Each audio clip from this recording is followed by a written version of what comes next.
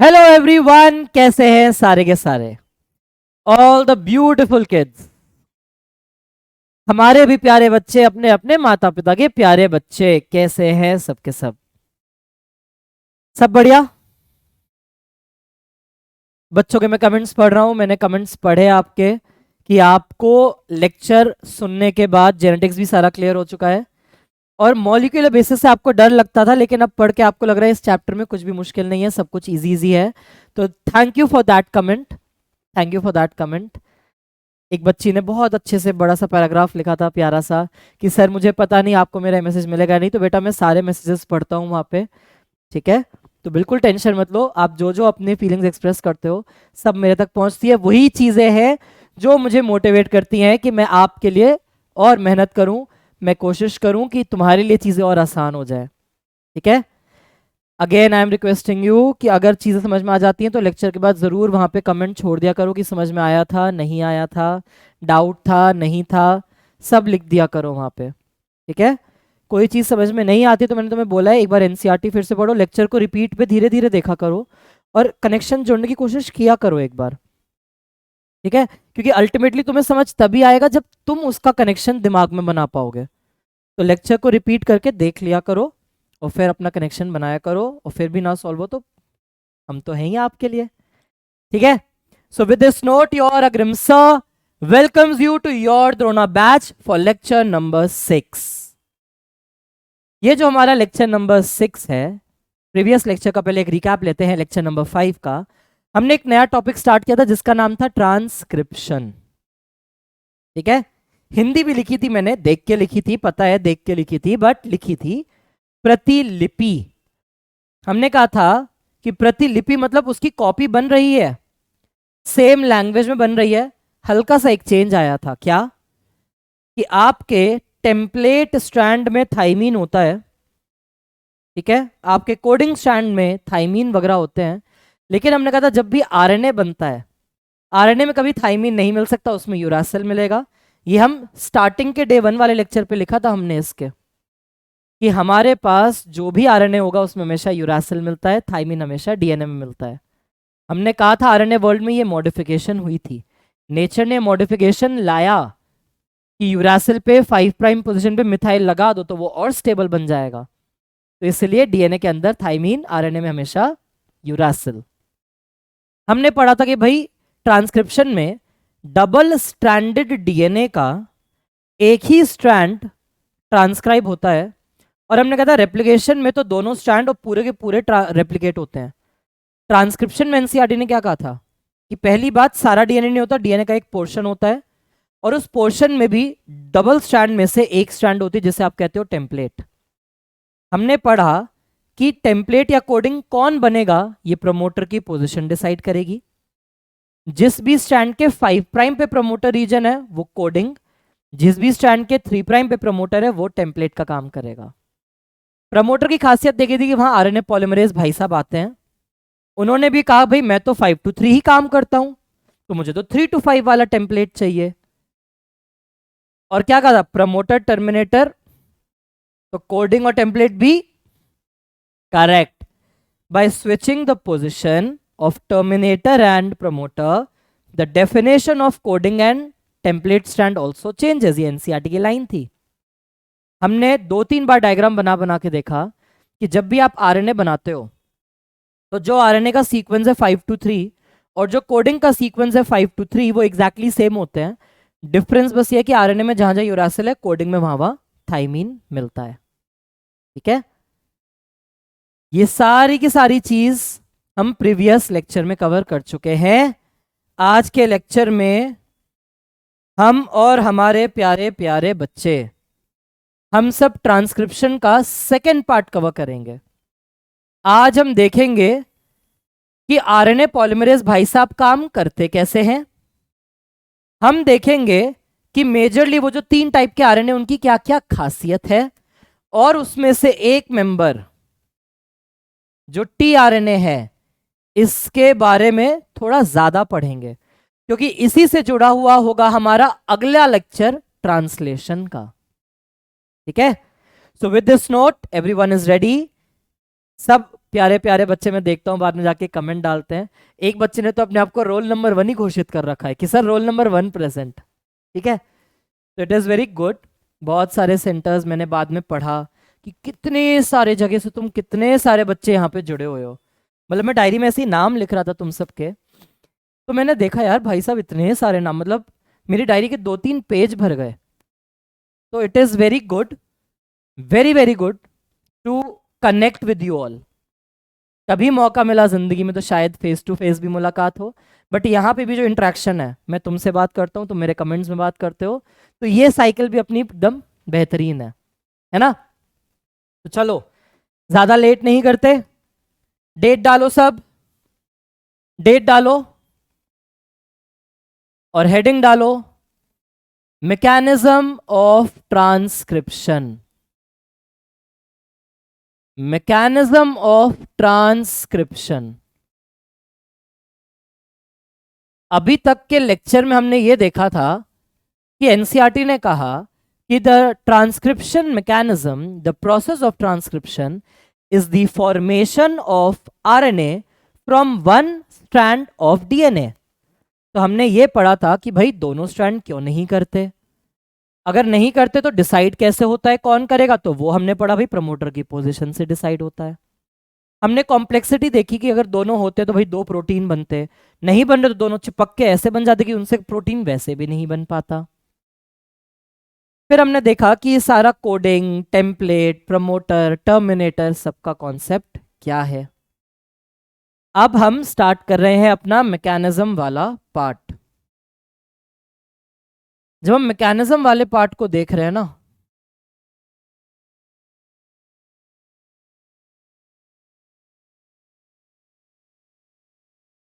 तो जैसे हमने कहा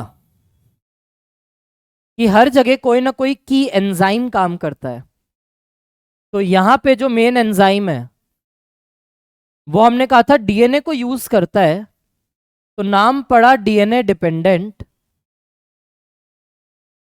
बनाता वो आरएनए है तो नाम पड़ गया आरएनए पॉलीमरेज। अब मुझे पता है कई बच्चे जो पहले से पढ़ के बैठे उनके मन में tin tin tin tin tin tin घंटी बजनी शुरू हो गई होगी कि हमने तो रेप्लिकेशन में भी पढ़ा था कि primase DNA dependent RNA polymerase होता है, तो क्या सर यहाँ पे ये प्राइमेज ही काम कर रहा है? प्राइमेज सिर्फ रेप्लिकेशन में काम करता है, उसका नेचर है कि वो भी डीएनए डिपेंडेंट आरएनए पॉलीमरेज है। यहां पे भी जो एंजाइम काम करेगा, यहां पे भी जो एंजाइम है वो डीएनए डिपेंडेंट आरएनए पॉलीमरेज ही है।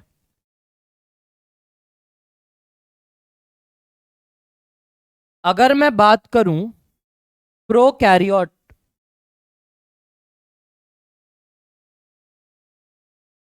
तो प्रोकैरियोट्स हैव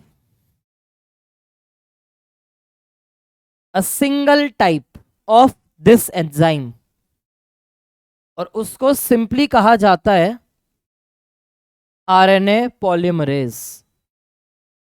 प्राइमेज नहीं कह रहे, आरएनए पॉलीमरेज कह रहे हैं, और इस आरएनए पॉलीमरेज का नेचर है डीएनए डिपेंडेंट आरएनए पॉलीमरेज। अगर हम बात करें यूकैरियोट्स की,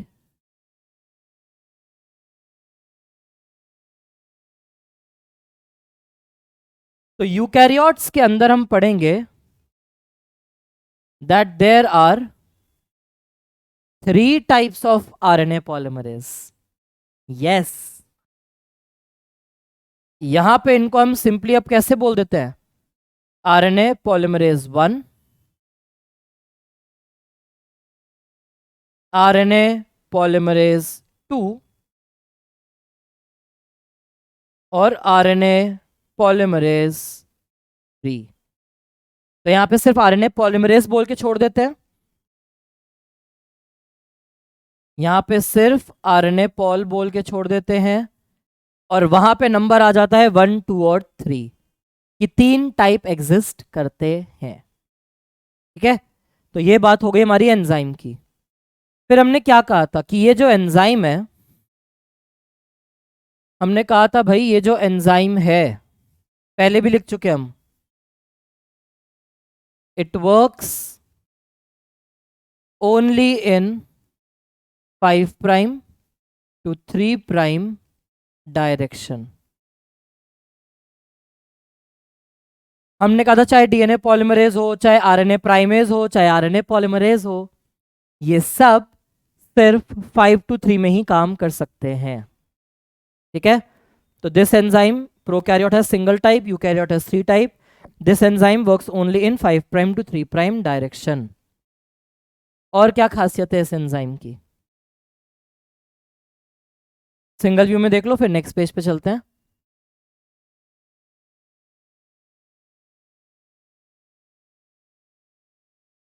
द एंजाइम uses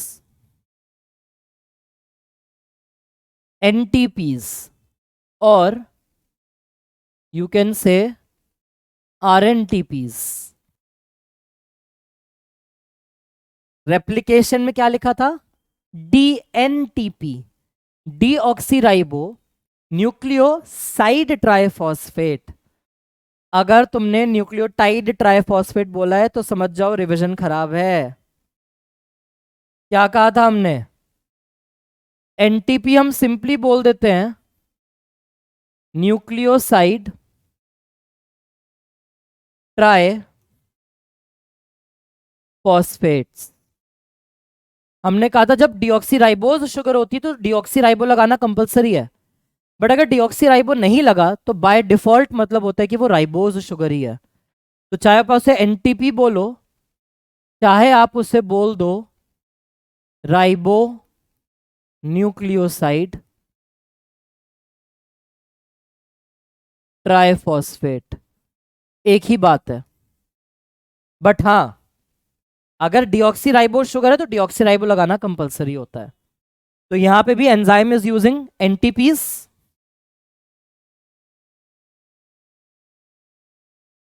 यही एनटीपीस क्या कर रही हैं, सेम डुअल रोल है इनका भी। दो टर्मिनल फॉस्फेट टूटेंगे तो एनर्जी सोर्स भी यही है, और जो न्यूक्लियोसाइड मोनोफॉस्फेट बचेगा वो यूज हो जाएगा एज सबस्ट्रेट।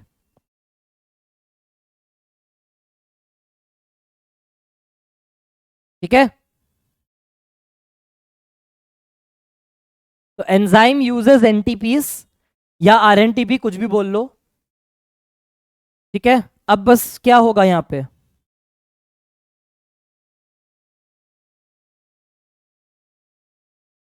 फर्स्ट पोजीशन पे कोई भी नाइट्रोजीनस बेस जुड़ा है, सेकेंड पोजीशन पे भी OH है।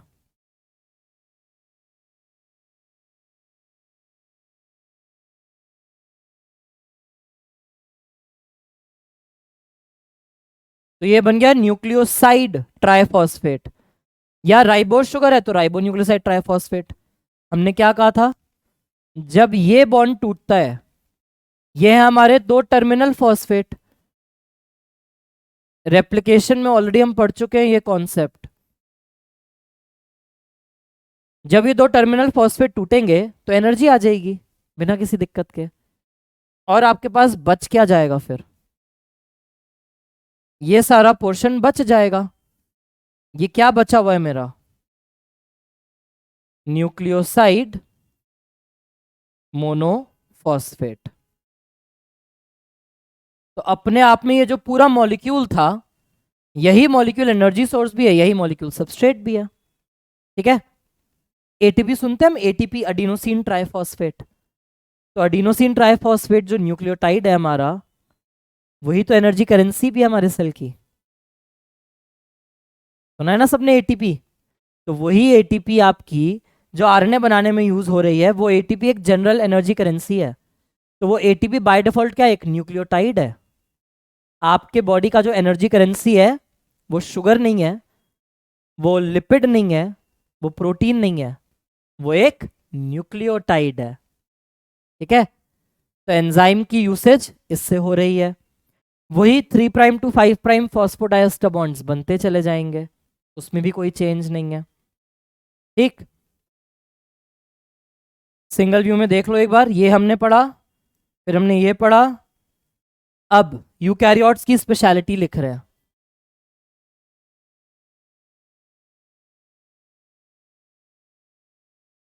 हमने कहा यूकैरियोट्स में you have RNA polymerase 1,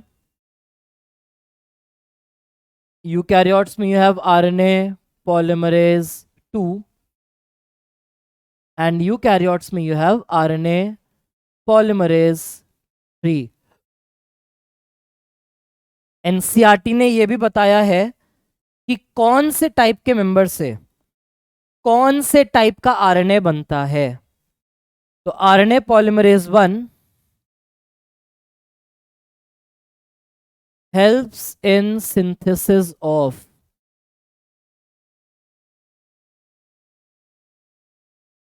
RNA polymerase 1 helps in synthesis of 28S, 5.8S and 18S ribosomal RNA। जो राइबोसोम बनाने वाले आरएनए हैं उन्हें कहते हैं राइबोसोमल आरएनए। तो उनको बनाने की जिम्मेदारी पॉलीमरेज 1 ने उठाई हुई है।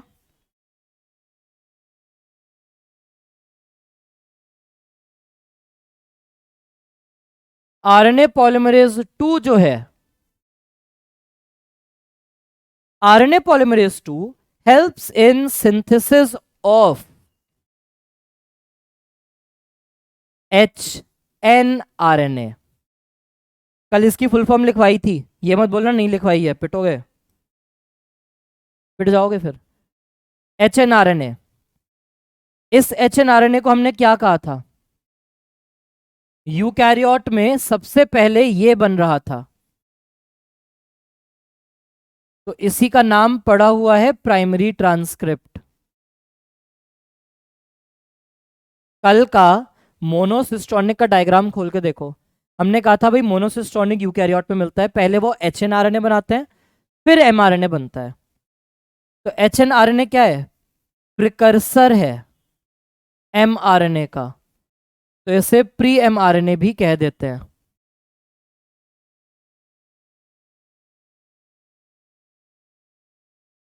प्री mRNA मतलब प्रिकर्सर, प्रिकर्सर मतलब स्टार्टर।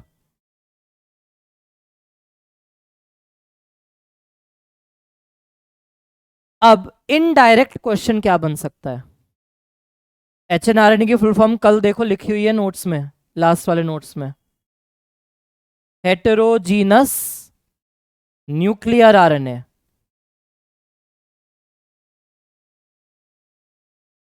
हमने कहा था हेटेरोजीनस इसलिए बोला क्योंकि उसमें एक्सॉन इंट्रॉन दोनों होते हैं। तो आरएनए पॉलीमरेज 2 HNRNA बनवाता है।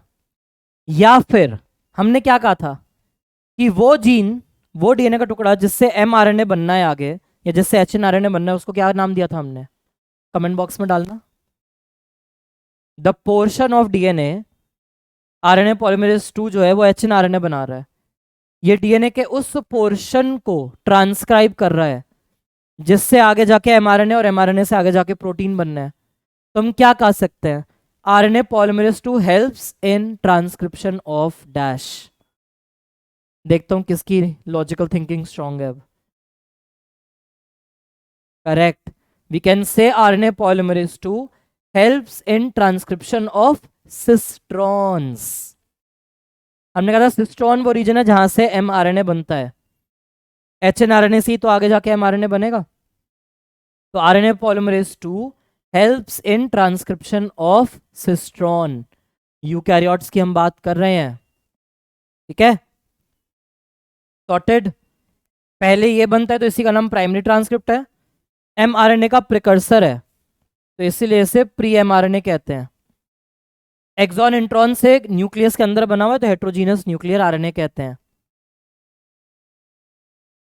And at last RNA polymerase 2 जो है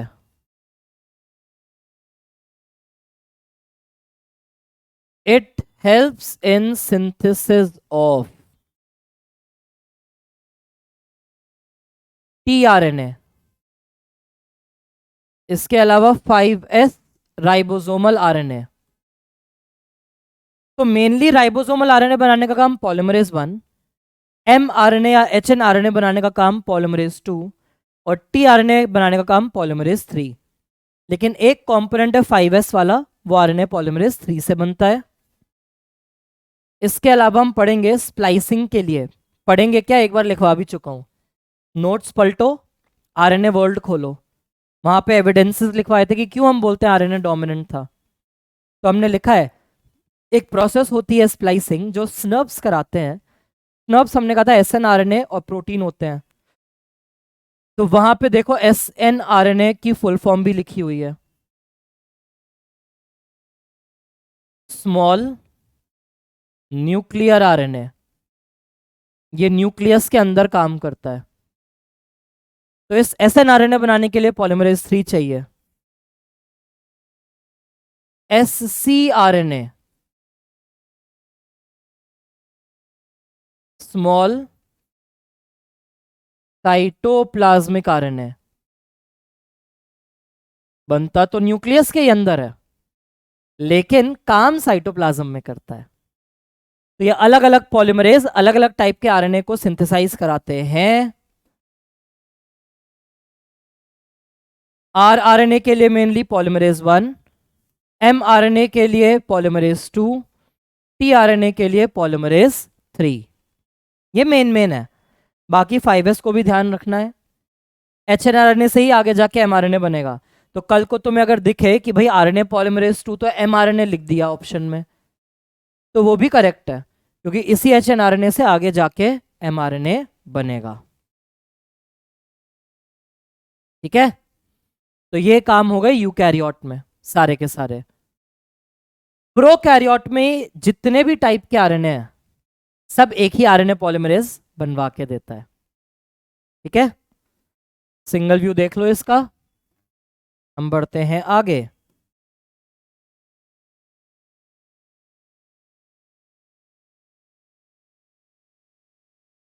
साइट ऑफ ट्रांसक्रिप्शन। कई बच्चों को कंफ्यूजन हो जाती है, कोई बात नहीं। अब प्रोकैरियोट में तो देखो पढ़ के रखा है ना, उसके पास तो न्यूक्लियस नहीं होता, उसके पास तो ये सारी चीज उसके साइटोसॉल में हो रही है या साइटोप्लाज्म कह लो उसे। अगर हम बात करते हैं यूकैरियोट्स की,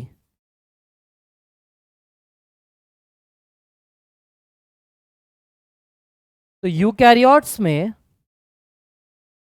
जितना भी राइबोसोमल आरएनए है वो हम पढ़ते हैं ना 11th में, न्यूक्लियोलस में बनता है।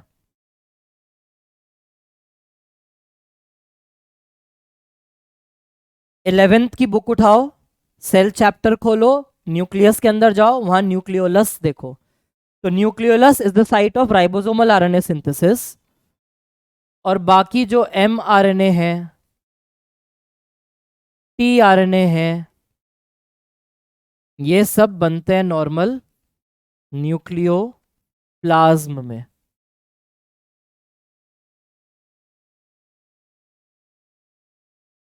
है सब न्यूक्लियस के अंदर ही, लेकिन न्यूक्लियोलस वो स्पेशल जगह है जहां राइबोसोमल आरएनए बनते हैं। ठीक है, तो ये हो गई हमारी साइट ऑफ ट्रांसक्रिप्शन की ट्रांसक्रिप्शन कहां पर चलेगी। ठीक है, फिर जैसा हमने हर बार पढ़ा, यूकैरियोट के मैकेनिज्म्स काफी मुश्किल, कॉम्प्लिकेटेड और आज भी लेस अंडरस्टूड हैं। तुम्हें ऐसे देख के लगता होगा इनको आता नहीं है तो ये बोल देते हैं कि नहीं पढ़ा रहे। ऐसा नहीं है, जेन्युइनली एनसीईआरटी भी तुम पढ़ते हो, कितनी सारी जगह लिखा होता है कि they have additional complexities, we have just begin to understood the concept. तो ये असलियत है, बहुत सारे एस्पेक्ट्स आज भी हम नहीं जानते यूकैरियोट्स के। प्रोकैरियोट के भी जो हम जानते हैं ना, वो बस यूकैरियोट के कंपैरिजन में ज्यादा है। प्रोकैरियोट के अंदर भी बहुत सारी चीजें जो आज भी हमें नहीं पता। तो बहुत लिमिटेड नॉलेज है जो हमें पता है आज भी, बट वो इतनी इतनी रेवोल्यूशनाइजिंग है कि हमें लगता है ओहो हम तो कितना जानते हैं। इंसान की सबसे बड़ी दिक्कत ही उसका घमंड है, उसका ओवर कॉन्फिडेंस है कि इतना सा भी करता है तो लगता है इतना सारा कर लिया। इसके उल्टे बनो अपने जीवन में। बड़े दिन से कोई ज्ञान नहीं आया था ना, तो यही तुम्हारे ज्ञान का मोमेंट बन गया है अब कि जिंदगी में तुम जितना ज्यादा भी कर लो, ये मानो कि तुमने कुछ किया ही नहीं है, वो कम है हमेशा, और जेन्युइन भी है ये चीज। तुम कुछ भी कर लो वो हमेशा कम ही है। एक समझदार आदमी जो है ना, वो हमेशा ये बोलेगा कि भाई मुझे तो नहीं आता, मुझे सिखा दीजिए। और जो एक मूर्ख व्यक्ति है, वो ये कहता है नहीं नहीं, मुझे सब आता है, मुझे मत सिखाओ। पहले वाले इंसान बनो। दो कान, एक मुंह, सुनो ज्यादा, बोलो कम। ठीक है, इसको हमेशा याद रखना। ओवर कॉन्फिडेंस कभी नहीं है। नॉर्मल बच्चों की टेंडेंसी होती है कि क्लास में बैठ के अरे हमने तो ये पढ़ा था, हमने तो वो पढ़ा था, उन्होंने तो ऐसा पढ़ाया था। जब तुम्हारे पास सब कुछ है ही तो वापस आए ही क्यों हो? पढ़ चुके ना पहले, नोट्स बना चुके ना पहले, सब कुछ कर चुके ना पहले, उन्हीं को पढ़ लो, वापस क्यों आना फिर कहीं पे? तो आप कहीं भी कभी जाते हो ना, जब कोई भी चीज़ शुरुआत से शुरू करते हो तो उसको शुरुआत की तरह ही ट्रीट करो। ऐसे समझो कि आपको कुछ नहीं आता, जो ये मुझे देंगे यही मुझे सुनना है, समझना है, इसी को मुझे पूरा मेमोराइज करना है। मैंने तुम्हें पहले भी एक चीज़ बताई है हमारे एजुकेशन सिस्टम की, तुम्हारी नॉलेज का टेस्ट नहीं हो रहा, तुम्हारी मेमोरी का टेस्ट हो रहा है। तो लर्निंग पावर कैसी भी करके इंक्रीज करनी पड़ेगी, मेमोराइजेशन इंक्रीज करना पड़ेगा। आ जाते हैं वापस इस पे। तो साइट ऑफ ट्रांसक्रिप्शन लिख ली, और जैसा हमने कहा कि हम सारी चीज़ों को अंडरस्टैंड कैसे करेंगे, प्रोकैरियोट की मदद से। यूकैरियोट में हम देखेंगे कि बस कॉम्प्लेक्सिटीज क्या क्या है, कैसे एक एचएनआरएनए एमआरएनए में चेंज होता है। यूकैरियोट में खाली उतना पार्ट देखेंगे, बाकी का पार्ट नहीं देखना। ठीक है, बढ़ते हैं आगे।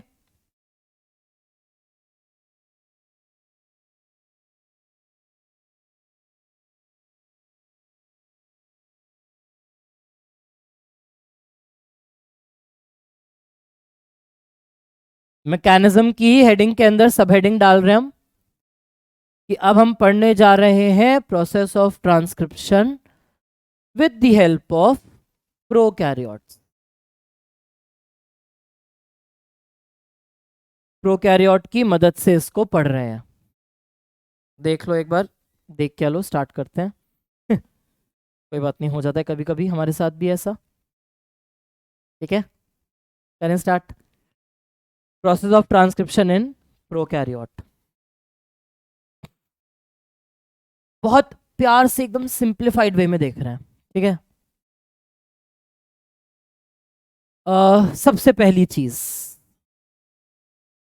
The very first process is known as initiation. पहली प्रोसेस है इनिशिएशन। इनिशिएशन में क्या होता है, आरएनए पॉलीमरेज जो है वो एक प्रोटीन से जुड़ता है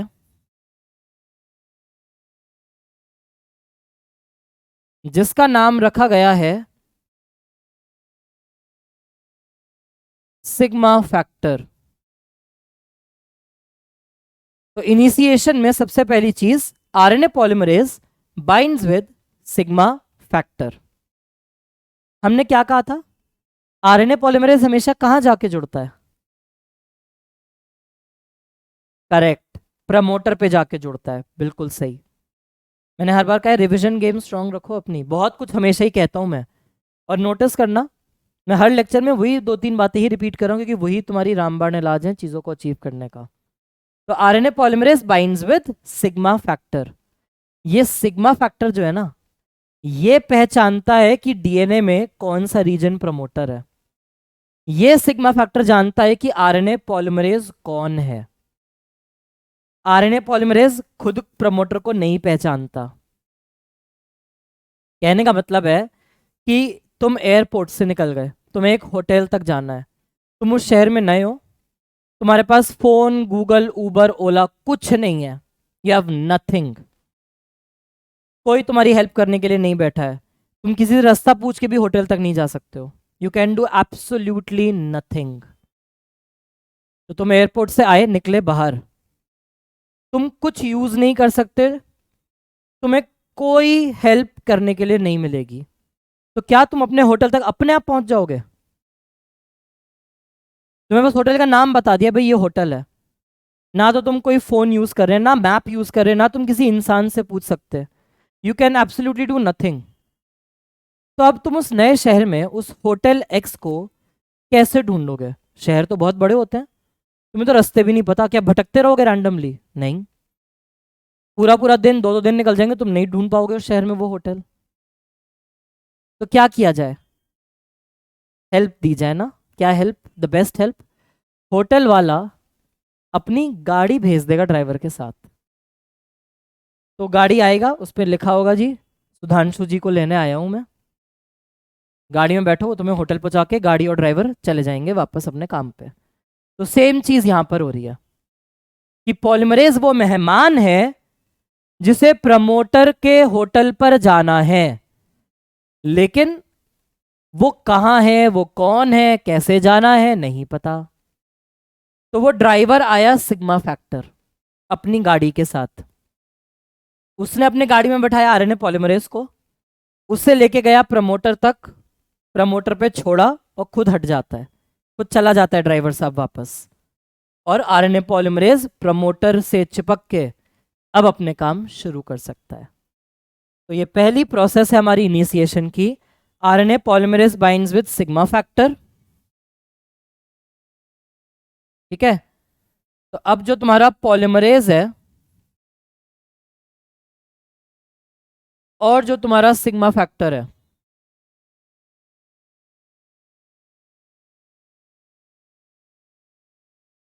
एक साथ इनको हम बोल देते हैं होलो एंजाइम। आरएनए पॉलीमरेज अकेले को बोला जाता है कोर एंजाइम। अकेले आरएनए पॉलीमरेज को कोर बोलते हैं, सिग्मा के साथ जुड़ने पे इसको होलो एंजाइम बोल देते हैं। तो ये जो होलो एंजाइम है, अब ये प्रमोटर पे जाके बाइंड करेगा।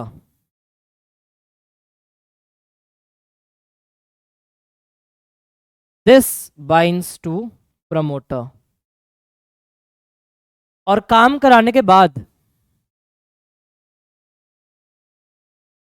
After the attachment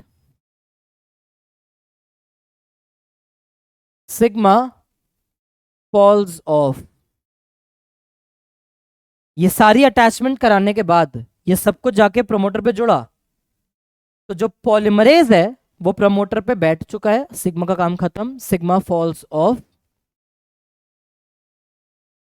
now the core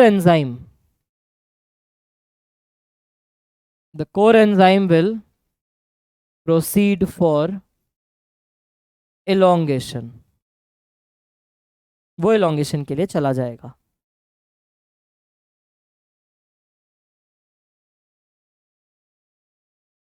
five prime to 3 prime, 5 prime to 3 prime, इस तरफ मान लेते हैं प्रमोटर है, इस तरफ मान लेते हैं टर्मिनेटर है, और बीच में सिंपल सा सीक्वेंस ले लेते हैं ATGC ATGC, कॉम्प्लीमेंट हो गया TACG TACG।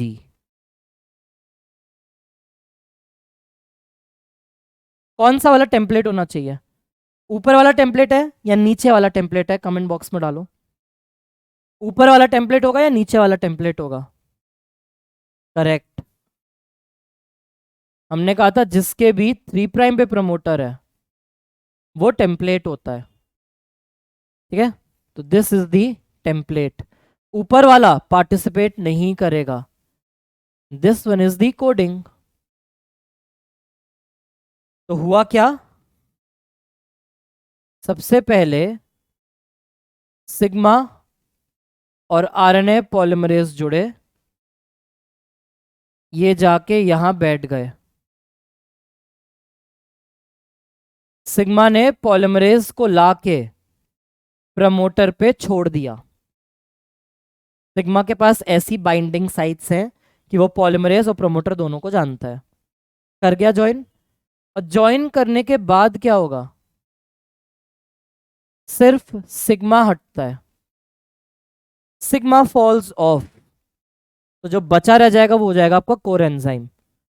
तो जो कोर एंजाइम है वो नेक्स्ट स्टेप के लिए जाएगा, the core enzyme will move you to the next step. देख लो, ये सिंगल व्यू कर दिया है, जिसने भी नहीं लिखा वो लिख सकते हैं पॉज करके। आरएनए पॉलीमरेज सिग्मा से जुड़ा, वो बन गया होलो एंजाइम, होलो एंजाइम गया प्रमोटर पे, सिग्मा का काम खत्म, सिग्मा निकल लेगा, कोर एंजाइम बचेगा, कोर एंजाइम कराएगा नेक्स्ट स्टेप। तो हम बढ़ते हैं अपनी नेक्स्ट स्टेप पे। नेक्स्ट स्टेप है इलोंगेशन।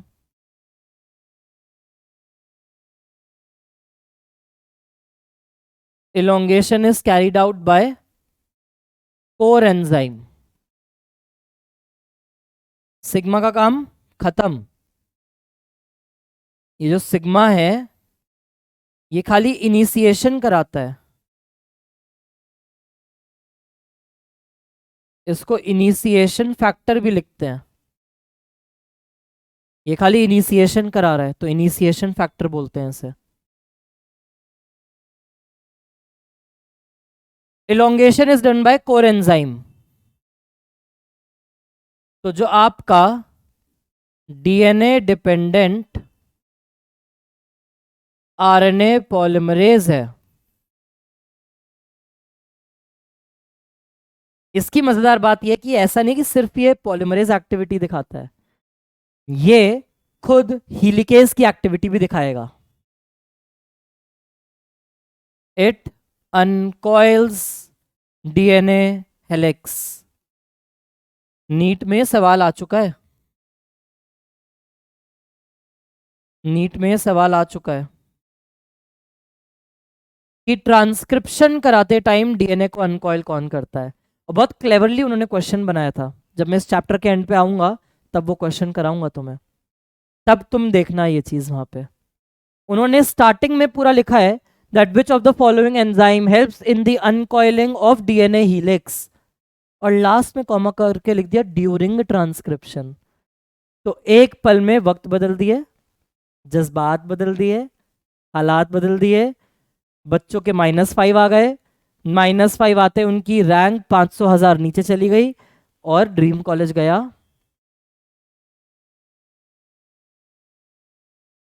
तो इसलिए कहता हूं बहुत ध्यान से सुनो सब कुछ।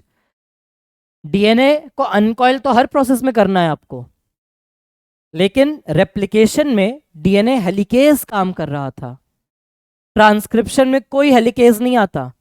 आरएनए पॉलिमरेज ही खुद हेलिकेज का काम कर रहा है। It uncoils DNA helix. Uncoiling के बाद क्या करता है फिर ये? It uses NTPs for polymerisation.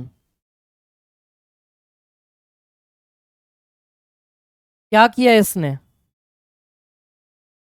Synthesises new RNA from 5' to 3' direction using template DNA strand। तो ये क्या करता है?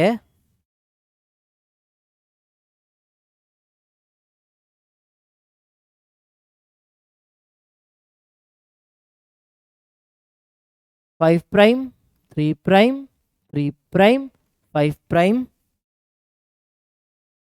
ये लगा प्रमोटर, ये लास्ट में लगा टर्मिनेटर। अब सीक्वेंस था A T G C, A T G सी। नीचे था T A C ji, T A सी जी। ये वाला सीक्वेंस था। सिग्मा जा चुका है।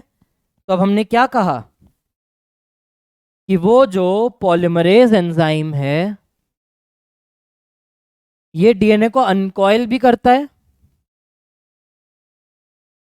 तो डीएनए अनकॉइल होके खुल चुका है, तो ऐसे ओपनिंग आ चुकी है। हमने क्या पढ़ा था लास्ट क्लास में? Coding strand is not used. तो कोडिंग स्ट्रैंड ऊपर की तरफ बाहर निकला हुआ है।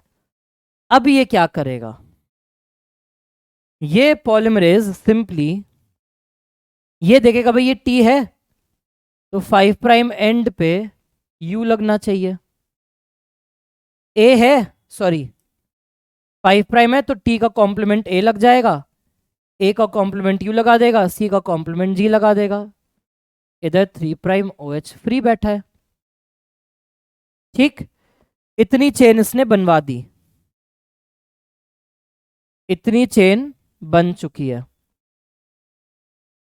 आगे मूव करेगा।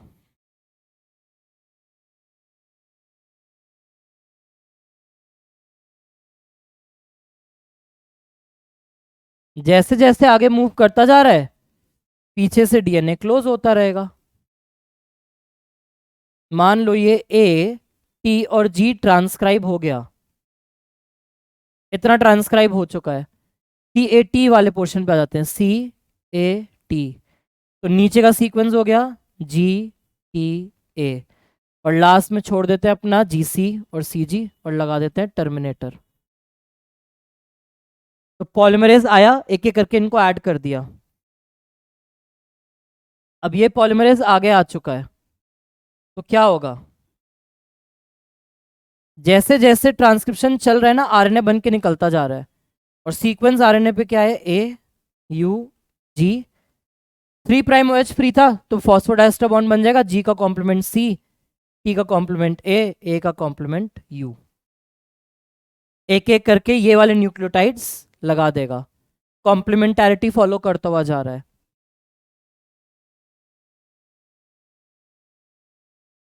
तो ऐसे ही जाके आगे बढ़ता चला जा रहा है।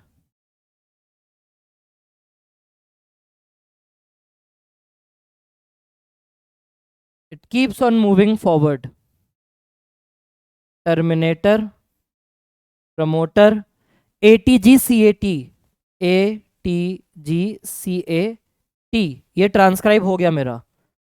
कॉम्प्लीमेंट है इसका TACGTA, ट्रांसक्राइब हो गया। बचा क्या लास्ट का, G और C, C और G, ये बच गया।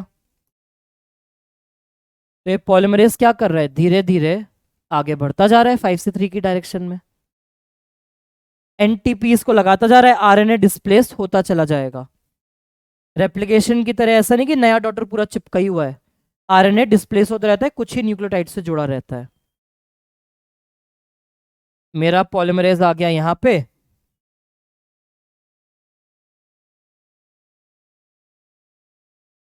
आरएनए की जो चेन है उस पे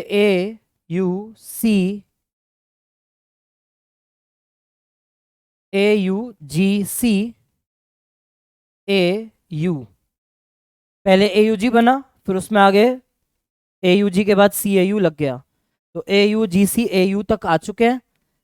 पॉलीमरेज फिर से C का कॉम्प्लीमेंट G का कॉम्प्लीमेंट C लगा देगा। तो इस तरीके से ये इलोंगेशन चलती है आरएनए पॉलीमरेज से, वो एक एक करके न्यूक्लियोटाइड्स जोड़ता जा रहा है और 5 से 3 की डायरेक्शन में टेम्पलेट को पढ़ के आरएनए बनता जा रहा है। थोड़े से ही पोर्शन से अटैच्ड होता है, बाकी कीप्स ऑन कमिंग आउट। अब एंड में आ गया टर्मिनेटर। टर्मिनेटर रीजन भी तो न्यूक्लियोटाइड्स है, लेकिन वो ट्रांसक्राइब नहीं होता। क्यों नहीं होता, क्यों नहीं होता, सिंगल व्यू देख लो।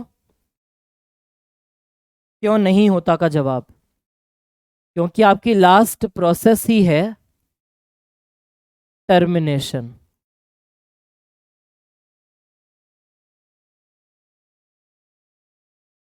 जैसा कि मैंने कहा, तुम्हारे पास कोई हेल्प नहीं है, कुछ नहीं है, तुम होटल पहुंचाए गए थे एक टैक्सी से।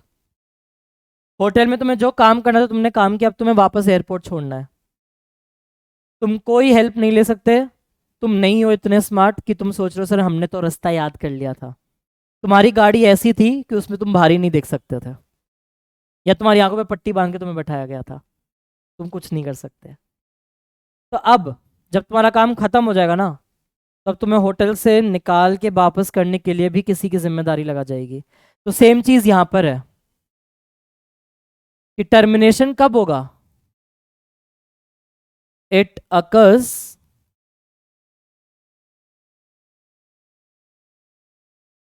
with the help of termination factor. Termination factor का सिंबल है रो फैक्टर। तो सिग्मा एंड रो का काम आता है, सिग्मा स्टार्ट कराने का काम, और रो आके टर्मिनेटर पे जुड़ के बोलता है भाई इस रीजन को ट्रांसक्राइब नहीं करना, ट्रांसक्रिप्शन खत्म, पॉलीमरेज जी आप जाओ। तो that marks the end of transcription.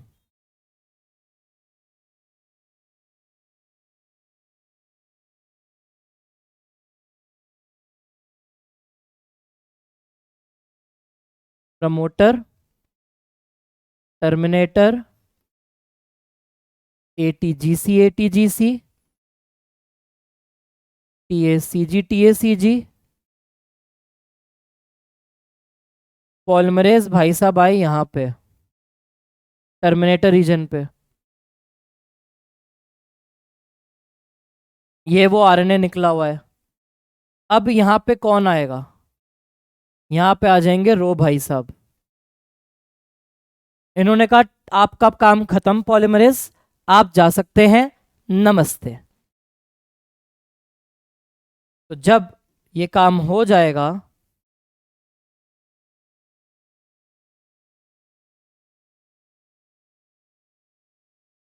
तो जो तुम्हारा डीएनए का पोर्शन था वो तो अपना जैसा है वैसे ही रहेगा, प्लस तुम्हारे पास अब एक 5 प्राइम से 3 प्राइम एयूजीसी एयूजीसी का डायरेक्ट एमआरएनए आया है. ध्यान दिया हो अगर तुमने तो हमने क्या पढ़ा? हम पढ़ रहे हैं प्रोकैरियोट्स के बारे में.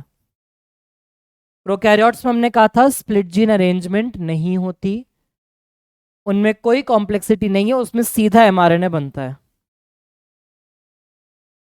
तो प्रोकैरियोट में सीधा एमआरएनए बना, पॉलीमरेज अलग, रो फैक्टर अलग. तो इस तरीके से कोडिंग की जो इंफॉर्मेशन है, देखो कोडिंग एटीजीसी एटीजीसी था, ये एयूजीसी एयूजीसी है, uracil in place of thymine. Coding में जहां जहां थाइमीन है इसमें एग्जैक्ट उन लोकेशंस पे यूरासिल्स हैं. तो uracil in place of thymine. ठीक है, यही ट्रांसक्रिप्शन की प्रोसेस एनसीईआरटी ने तुम्हें समझाई है. क्योंकि ये प्रोकैरियोट्स हैं तो डायरेक्टली एमआरएनए बनता है. सिंगल व्यू में देख लो फिर आगे बढ़ते हैं. पहले क्या हुआ? सिग्मा और पॉलीमरेज जुड़े, सिग्मा ने पॉलीमरेज को प्रमोटर तक पहुंचा के खुद हट गया. जो हमारा पॉलीमरेज एंजाइम है वो डीएनए को खोल भी लेता है और चीज़ों को पॉलीमराइज भी कर देता है. तो उसने डीएनए खोला, एनटीपीज को यूज करके टेम्पलेट को पढ़ के चेन बनानी शुरू कर दी. टी का कॉम्प्लीमेंट ए का कॉम्प्लीमेंट डीएनए में टी होता है, आरएनए में यू होता है. तो ए यू जी लग गया, फिर आगे बढ़ा, पीछे का पोर्शन सील हो गया. जी टी का कॉम्प्लीमेंट सी ए यू लग गया, तो ए U ji C A you.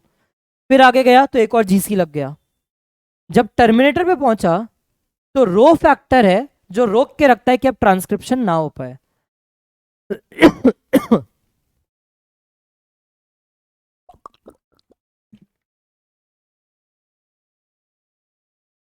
Transcription नहीं होने दे रहा, सबको डिसोसिएट करा देगा. तो डीएनए अपना अलग, आरएनए अपना अलग, पॉलीमरेज अलग और अपना रो फैक्टर अलग. टर्मिनेशन फैक्टर अलग हो चुका है.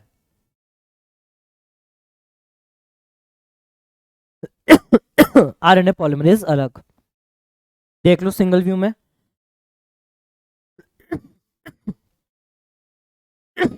सॉरी, तबीयत नासाज है, माफी दें. तो ये हो गया सारा का सारा हमारा टर्मिनेशन की प्रोसेस. क्या कर रहे हैं हम, सारा क्या पढ़ रहे हैं हम? प्रोकैरियोट्स की प्रोसेस देख रहे हैं.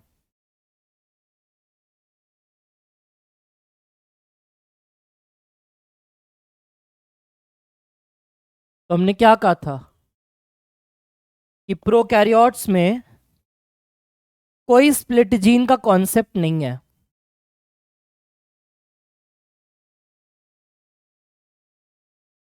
आरएनए को कोई प्रोसेसिंग नहीं चाहिए.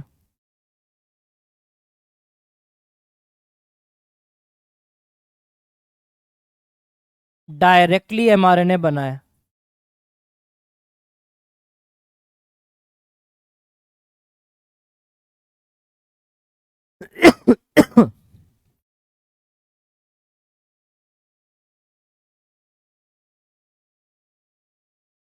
प्रोकैरियोट में स्प्लिट जीन नहीं है, कोई आरएनए की प्रोसेसिंग नहीं चाहिए, सीधा एमआरएनए बनता है। अब होता क्या है इससे, और हमें पता है प्रोकैरियोट में हमने क्या लिखा। प्रोकैरियोट में कोई कंपार्टमेंट का तो कॉन्सेप्ट है नहीं, तो साइटोप्लाज्म या साइटोसॉल में ही चल रहा है सारा process. As a result prokaryote में transcription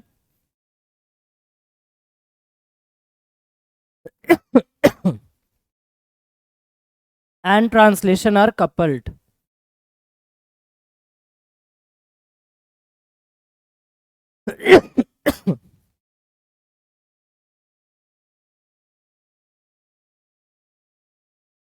It can occur simultaneously.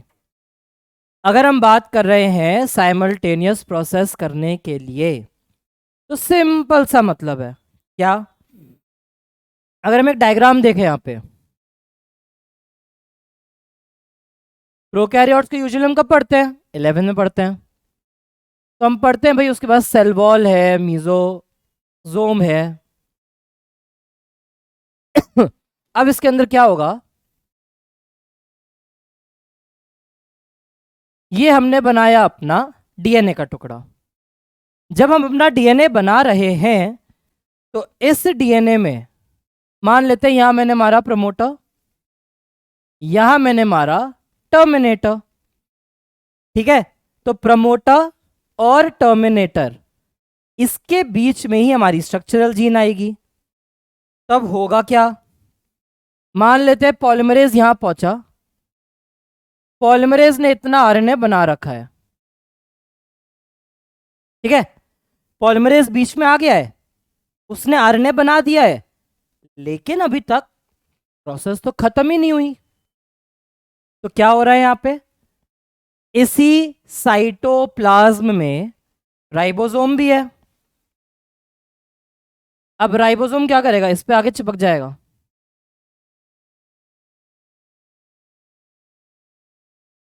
Ribosome भी आके चिपक जाएगा उसी वक्त, और ये राइबोसोम क्या करेगा, इसमें से प्रोटीन सिंथेसिस भी स्टार्ट कर देगा।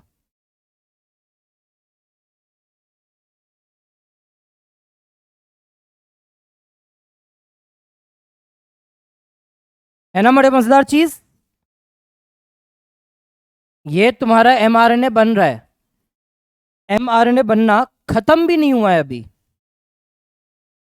एमआरएनए बनना खत्म नहीं हुआ।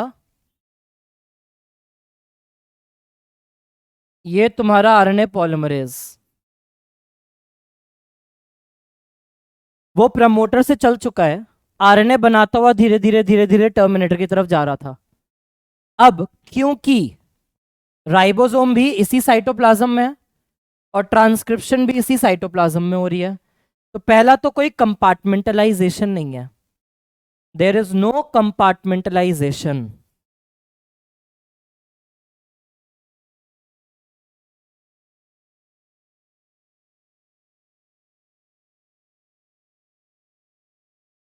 यूकैरियोट के अंदर तो आरएनए न्यूक्लियस के अंदर बनते हैं और सारा राइबोसोम न्यूक्लियस के बाहर एक्टिव है साइटोप्लाज्म में।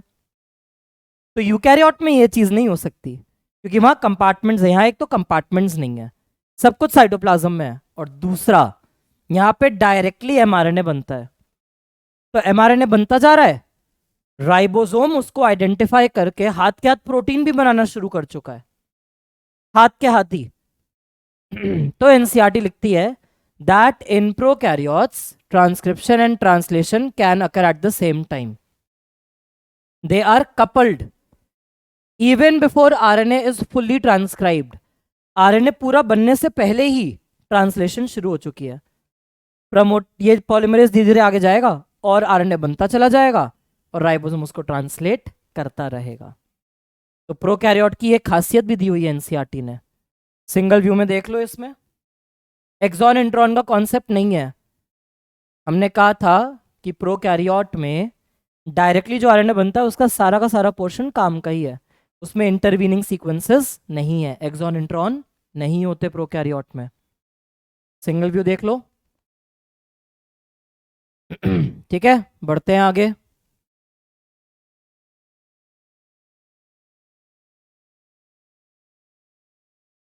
ये बस तुम्हारे रिकैप के लिए रख दिया था कि एंजाइम डीएनए को यूज करके आरएनए बनाने वाला है।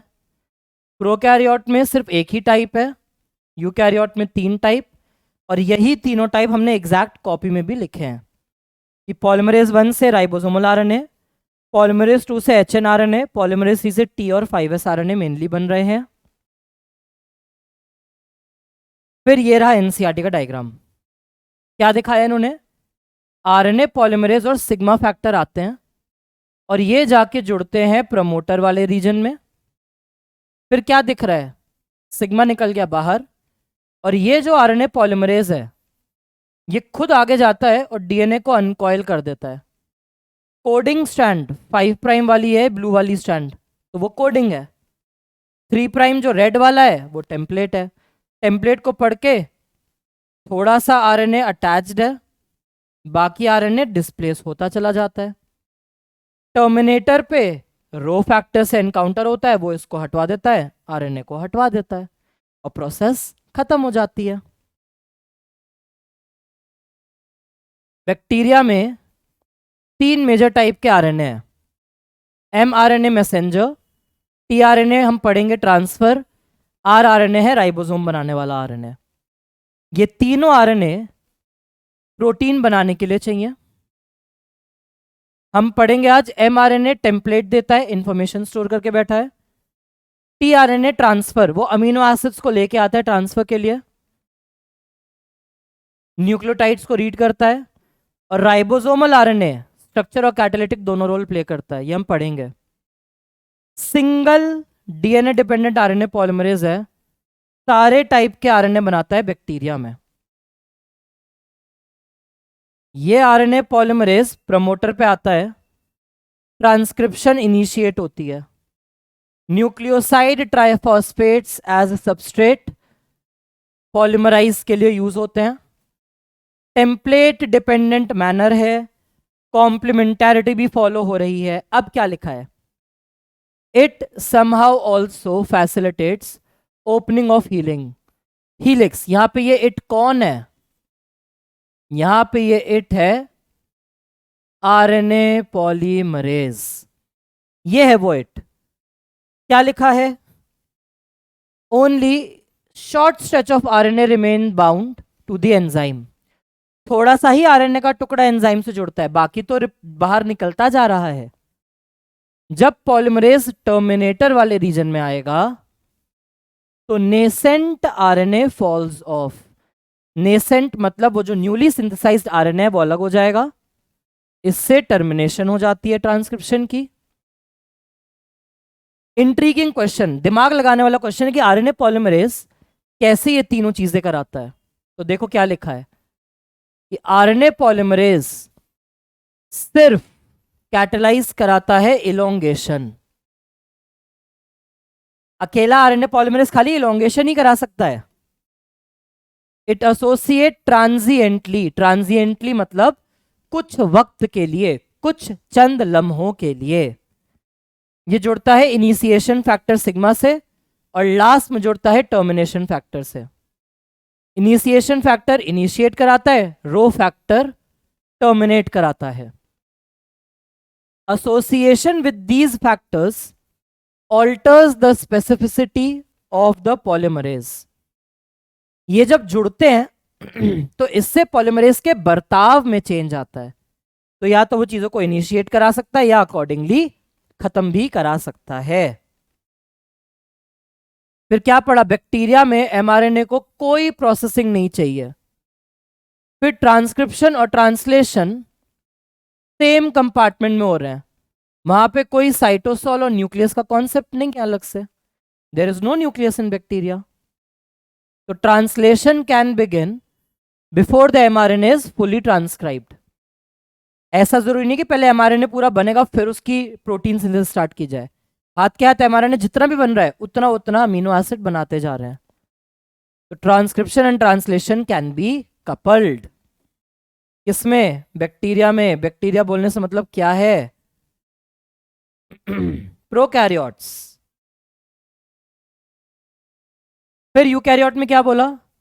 दो एडिशनल कॉम्प्लेक्सिटी, कम से कम लिखा है, इतनी आरएनए पॉलीमरेज तो है ही है, ठीक है। In addition to the RNA polymerase found in organelles. ये ऑर्गेनेल कौन है तुम्हारे? Semi autonomous organelles.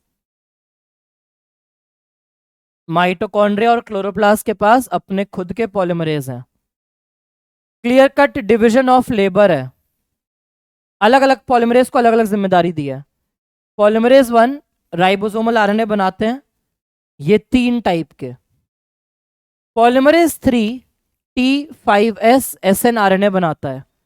Polymerase 2 precursor बनाता है mRNA का, विच इज HNRNA।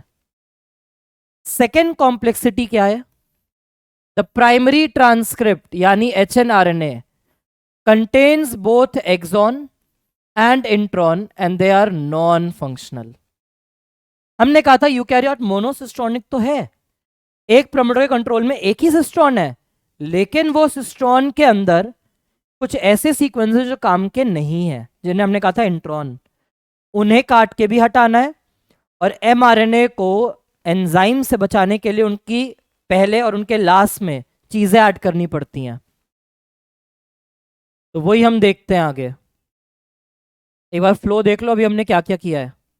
तीनों टाइप पढ़े थे, साइट पढ़ ली थी, मैकेनिज्म स्टार्ट किया था प्रोकैरियोट से, इनिशिएशन, फिर एलोंगेशन, फिर टर्मिनेशन, फिर कॉन्सेप्ट देख लिया कि क्या क्या नहीं है, क्या क्या कैसे कैसे हो रहा है।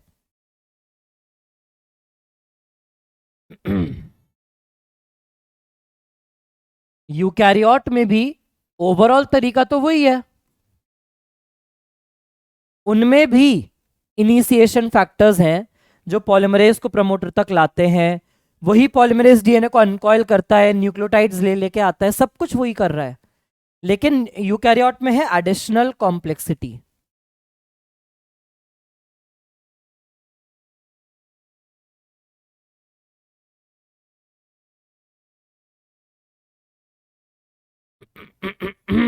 क्या है वो? अगर हम बात करते हैं एक यूकैरियोट की,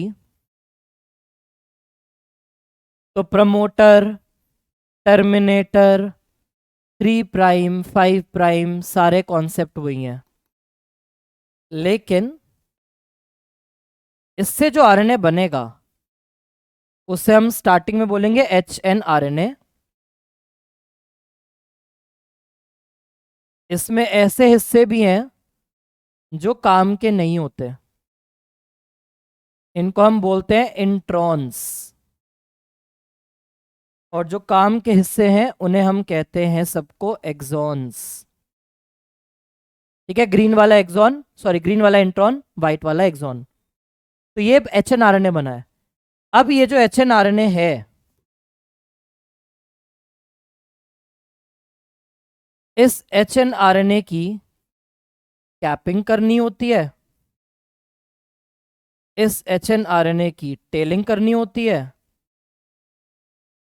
और इसकी स्प्लाइसिंग करनी होती है। तो 3 कॉम्प्लेक्सिटीज हम देखते हैं यूकैरियोट्स के अंदर, ठीक है। पहली कॉम्प्लेक्सिटी कैपिंग। कैपिंग की जब हम बात करते हैं तो it is the addition of unusual nucleotide known as 7-methyl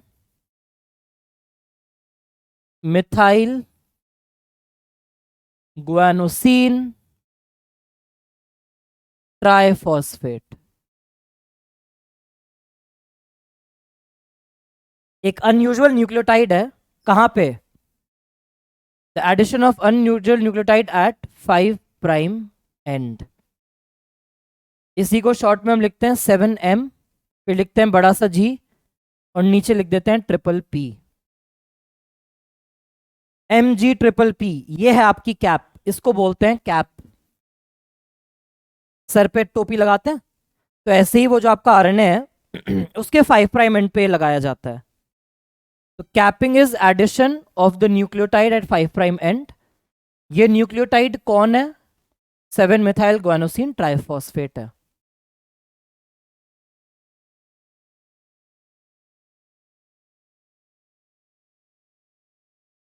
पहली बात, इस एमआरएनए का हाथ क्या ट्रांसलेशन नहीं हो सकता। हम यूकैरियोट की बात कर रहे हैं, तो यूकैरियोट में मुझे पता है कि ये सारी की सारी ट्रांसक्रिप्शन कहां पे चलती है। It has to take place inside the nucleus, बाहर तो होना नहीं है, ठीक है। It has to take place inside nucleus. और हमें पता है कि यूकैरियोट में जितना भी ट्रांसलेशन है वो हो रहा है इनसाइड साइटोप्लाज्म। साइटोप्लाज्म तो न्यूक्लियस के बाहर है, ठीक है। तो यूकैरियोट के अंदर कॉम्प्लेक्सिटीज हैं, कैपिंग, टेलिंग, स्प्लाइसिंग। एचएनआरएनए बन के आया है, एमआरएनए बना नहीं है। और दूसरा, ये सारी प्रोसेस न्यूक्लियस के अंदर चल रही है, ट्रांसलेशन जो होना है वो न्यूक्लियस के बाहर होना है। तो ये जितना भी एचएनआरएनए है इसे 5 प्राइम टू 3 प्राइम एक्सोन्यूक्लियस से बचाना है। तो कैप में पहला फंक्शन है कैप का protection from 5 prime to 3 prime exonuclease.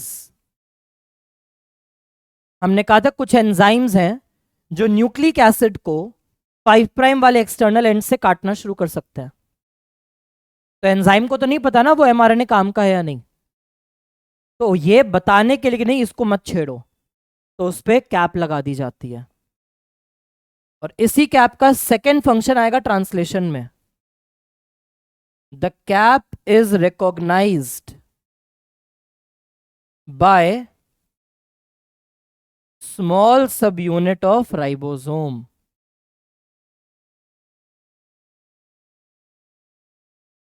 Cytoplasm में तो आ गया, चला जाएगा मैच्योर होके बाहर, लेकिन पता कैसे चलेगा राइबोसोम को कि हाँ भाई ये एमआरएनए इसको पढ़ना है, तो वो भी इस कैप से पता चलता है। तो ये है पहली प्रोसेस कैपिंग की, ये वाला न्यूक्लियोटाइड ऐड होता है, ये है इसके दो फंक्शन, ठीक। पहला एंजाइम से बचाना, और दूसरा आगे जाके स्मॉल यूनिट से इसकी पहचान हो पाती है। स्मॉल यूनिट इस कैप की मदद से पहचानता है हाँ ये एमआरएनए है, ठीक है।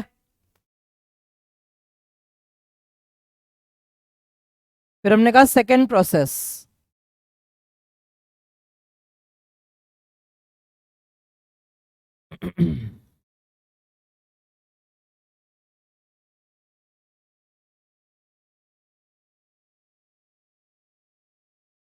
Splicing.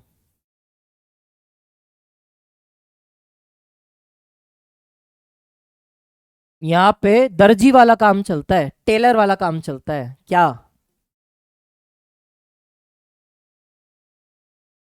Splicing is the removal of introns and joining of exons। जो इंटरप्टिंग सीक्वेंसेस थे उनको काट के हटाते हैं और जो एक्सॉन्स है उनको वापस जोड़ देते हैं। तो दर्जी मास्टर वाला काम होता है।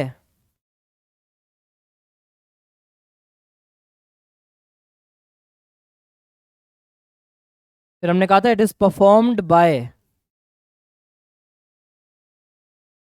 स्नर्प्स। SNRNPs को स्नर्प्स बोलते हैं, ऑलरेडी पहले भी लिख चुके हैं, SNRNA प्लस प्रोटीन्स। तो ये जो SNRNA है ये अपने आप में राइबोजाइम है, ये आरएनए ही एंजाइम का काम कर रहा है। इसलिए प्रीवियस लेक्चर में एनसीईआरटी की लाइन पढ़ी थी कि ये जो स्प्लाइसिंग की प्रोसेस है ये भी आरएनए वर्ल्ड के डोमिनेंस को बताती थी। कि आरएनए खुद ही अपने काम कर पाता है। तो इंट्रॉन्स हटेंगे, एक्सॉन्स जुड़ जाएंगे, एसएनआरएनपी कराते हैं। कैपिंग के लिए जो एंजाइम है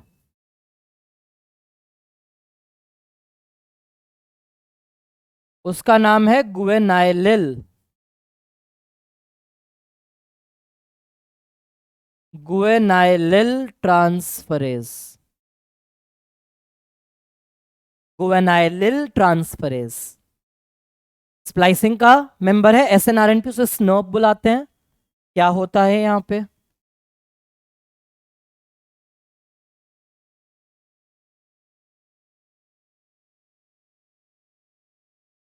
मैंने कहा था 5 प्राइम एंड पे क्या लग चुकी है, मेरी कैप लग चुकी है।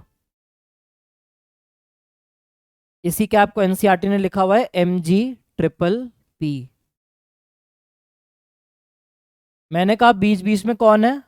इंट्रॉन्स। अब क्या होगा? ये 5 प्राइम एंड, वो 3 प्राइम एंड। अब क्या होगा? ये जो SNRNPs है ना, ये SNRNPs इंट्रॉन्स को आइडेंटिफाई करके उनके पास आ जाते हैं।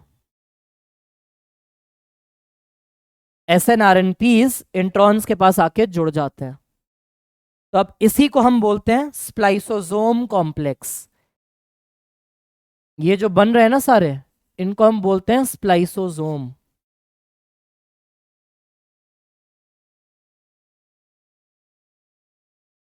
SNRNPs के साथ आरएनए का जुड़ना, इनको स्प्लाइसोसोम कह रहे हैं। और ये स्प्लाइसोसोम बहुत इंटेलिजेंट है,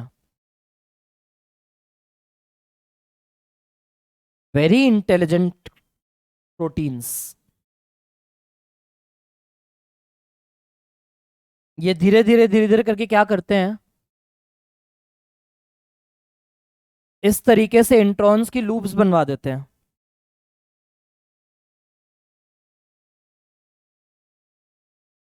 इस तरीके की इंट्रॉन की लूप्स धीरे धीरे ही पूरा पूरा फैला हुआ है, सब कुछ फैला हुआ है।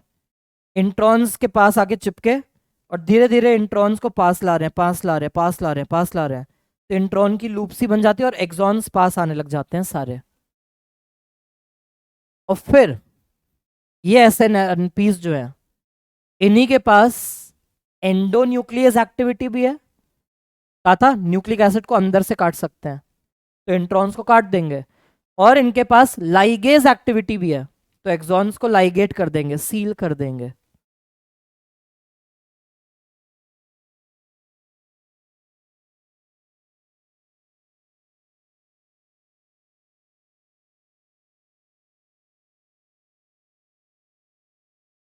इस तरीके से ये क्या करते हैं, इंट्रॉन की लूप्स बाहर आ जाती हैं अलोंग विद योर SNRNPs। और सिर्फ एक्सॉन एक्सॉन जुड़ चुका है, जितना भी मटेरियल है अभी इसके पास क्या है, सिर्फ एक्सॉन्स हैं। पूरा स्टार्टिंग से एंड तक सिर्फ एक्सॉन है, इंट्रॉन हट चुके हैं। ये रहा डायग्राम, हमने कहा था ग्रीन वाला इंट्रॉन, व्हाइट वाला एक्सॉन पोर्शन है। 5 प्राइम पे कैप लग गई। SNRNPs ने इंट्रॉन से चिपक के उनको पास लाके काट के हटा दिया, एक्सॉन को जोड़ दिया।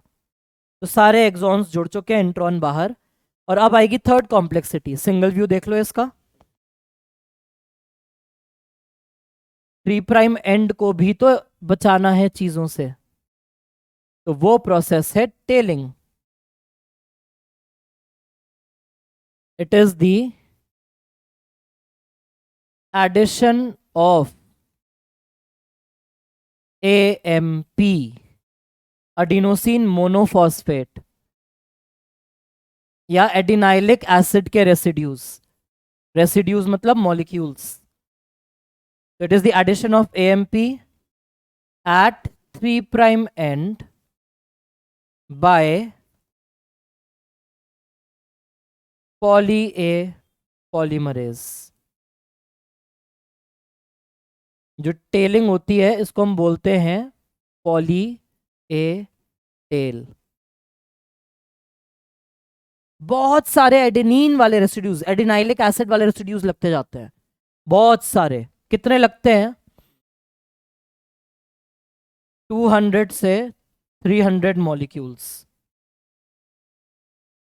कहाँ ऐड होते हैं? कोई पूछे तो 3 प्राइम एंड पे होते हैं। कौन कराता है? Poly A polymerase. ये जो पॉली ए पॉलीमरेज है,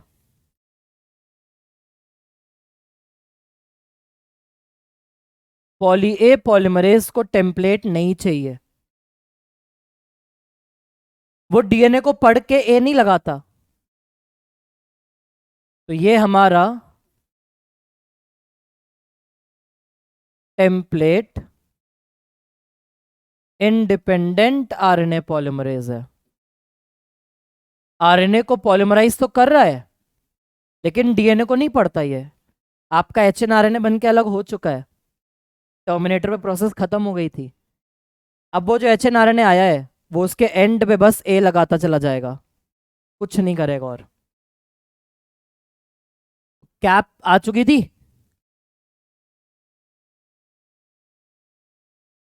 जितने एक्सॉन्स थे वो जुड़ चुके थे। अब ये एंजाइम बस क्या करेगा, इनके एंड पे एडेनोसिन मोनोफॉस्फेट्स लगाता चला जाएगा। तो इसी को बोलते हैं हम पॉली ए टेल। ये है मेरी कैप, और बीच में है खाली मेरे एक्सॉन्स। तो जब ये टेलिंग वाली प्रोसेस भी हो जाएगी, टेलिंग का काम क्या है? वही सेम चीज। Tailing provides protection from 3 prime to 5 prime exonuclease. तो तब जाके अब वो जो स्ट्रक्चर है, ये मेरा बन जाएगा एक प्रॉपर mRNA। कैप है सारी, एक्सॉन्स हैं सारे, टेल है सारी। This is the functional mRNA। किसमें? In eukaryotes. तो ये सारी प्रोसेस होती है, सारी प्रोसेस वही इनिशिएशन, इलोंगेशन, टर्मिनेशन में आपके पास आया एचएनआरएनए। इसमें इंट्रॉन्स है, कोई टेल नहीं है, कोई कैप नहीं है। पहले कैप ऐड होती है, कैप के एडिशन को कैपिंग कहते हैं। ये रहे कैप के फंक्शन, ये रहा कैप का एंजाइम। फिर इंट्रॉन को हटा के एक्सॉन को जोड़ा जाता है, एसएनआरएनपीए कराते हैं, इस तरीके से कराते हैं। ठीक है। फिर पॉली ए पॉलीमरेज आता है, एचएनआरए के एंड पे बस ए लगाने शुरू कर देता है सारे। ऐसा नहीं है कि आपके टेम्पलेट डीएनए में बहुत सारे थाइमीन थे इसलिए इसने बहुत सारे ए लगाए हैं। आरएनए तो बन के अलग हो चुका है, सीधा उसके एंड पे ए लगाने शुरू कर देता है। तो टेम्पलेट इंडिपेंडेंट है, बिना किसी टेम्पलेट के आरएनए को पॉलीमराइज कर रहा है। क्या करना है? खाली ए ही तो लगाने हैं, एएमपी लगाने हैं, एडेनाइलेट रेसिड्यूज 3 प्राइम एंड पे। तो प्रोसेस को टेलिंग कहते हैं, उस स्ट्रक्चर को टेल बोल देते हैं। 3 प्राइम टू 5 प्राइम एक्सोन्यूक्लियस से बचाता है। तो ये हो गई तुम्हारी सिंगल व्यू, देख लो। And this is the process in eukaryotes. यही चीज एनसीईआरटी ने दे रखी है। क्या बोला एनसीईआरटी ने? स्प्लाइसिंग होती है जहां introns are removed and exons are joined in a defined order. HNRNA undergoes additional processing called as capping and telling.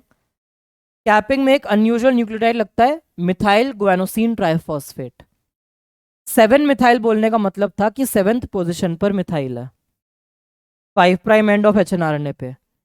Telling में एडिनाइलेट रेसिड्यूज लग रहे हैं। एडिनाइलेट मतलब एडिनाइलिक एसिड, एएमपी की बात कर रहे हैं, 200 से 300 मॉलिक्यूल 3 प्राइम एंड पे और टेम्पलेट इंडिपेंडेंट मैनर। तो जो फुल्ली प्रोसेस्ड आरएनए है, जिसको अब आप एमआरएनए कहते हो, वो ट्रांसपोर्ट आउट होगा न्यूक्लियस में फॉर ट्रांसलेशन। तो इसीलिए ये भी लिखवा दिया। कहां गया?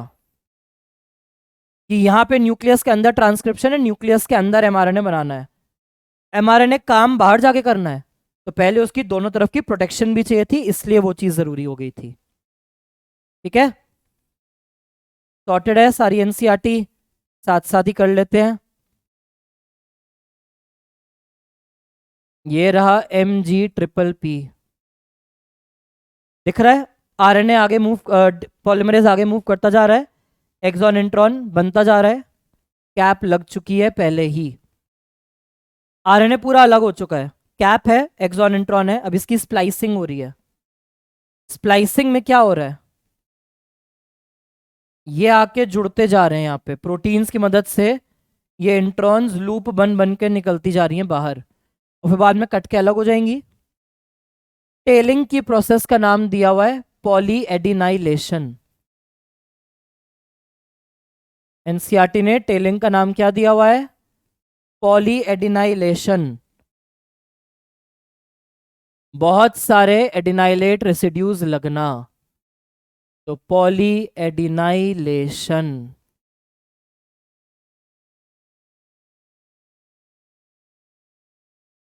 ठीक है, तो कैप आ गई, पॉली ए टेल आ गई, सारे इंट्रॉन्स हट गए, तब जाके बन गया प्रॉपर मैसेंजर आरएनए। ठीक है,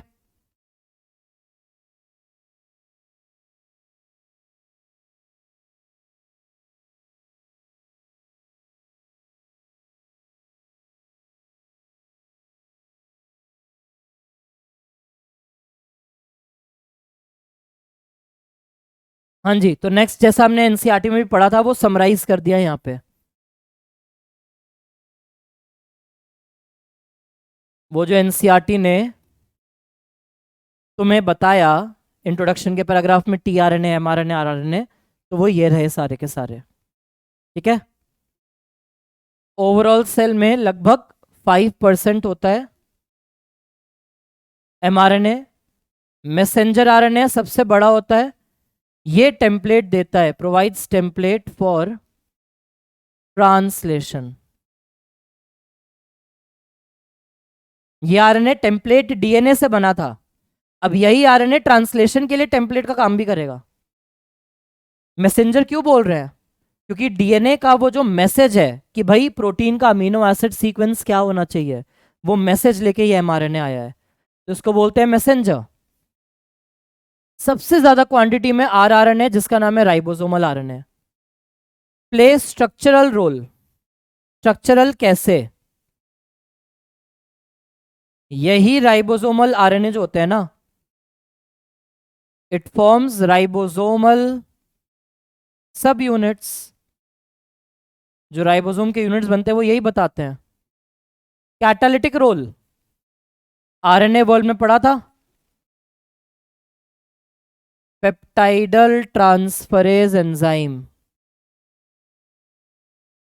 पेप्टाइडल ट्रांसफरेज एंजाइम प्रोकैरियोट में 23S राइबोसोमल आरएनए काम करता है, यूकैरियोट में 28S राइबोसोमल आरएनए ये काम करता है।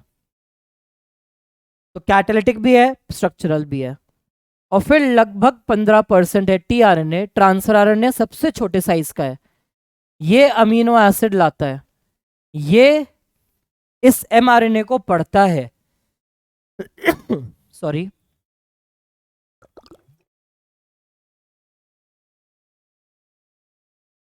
इस टेबल को ड्रॉ कर लेना, वो ये एनसीईआरटी की चीज है, बस टेबल में कर दी है। ठीक है, सारा एनसीईआरटी है, टेबल फॉर्म में कर दिया।